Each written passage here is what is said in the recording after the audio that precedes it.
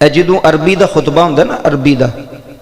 بڑی توجہ نہ سنے تسی، ہر جمعے ہوندے ہو نا، یہ مسئلہ تانوں یاد ہونا چاہیے، ہر بچے نو، نوجوان بزرگ نو، بڑا ضروری مسئلہ جے۔ ایک تے تقریر اسی پنجابی اندر کرنے، اس تو بعد پھر جدوں عربی دے اندر کھلو کے خطبہ پڑھیا جاندا ہے،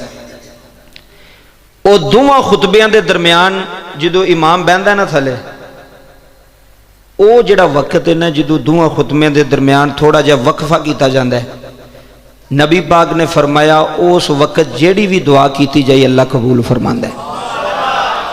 اب بہت غور دی گل دسن لگا جی، جدوں ایک خطبہ ہو گیا، امام بہ گیا، پھر دوسرا خطبہ نے کھڑیا، وہ جڑا تھوڑا جہا ٹائم ہوتا نا، ادھے منٹ دا یا منٹ دے 30-35 سیکنڈ جنہ بھی، اس دوران تسی جیڑی دعا کرو گے نا، اللہ تعالیٰ اسے ویلے قبول کرے گا۔ کیوں؟ اے میں نہیں کہہ رہا، زہرہ دا بابا فرما رہے ہیں۔ اور دوسری بات سنو، ادوں دعا ہاتھ چوک کے نہیں کری دی،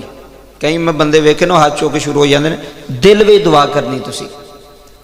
اپنی پوزیشن جڑی سی تو اسی اسے پوزیشن جی بہنا، ہاتھ نہیں چوک کے دعا کرنی، خطبے دے درمیان حرکت نہیں کرنی، ہاتھ نہیں چکنے، کیونکہ خطبے دے درمیان نہ گل کرنا جائز ہے، نہ کوئی حرکت کرنا جائز ہے۔ اگر کوئی گل کردا بھی ہوئے تسی انہوں بھی نہیں منع کر سکتے، وہ کی پیا کرنا ہے، خاموشی۔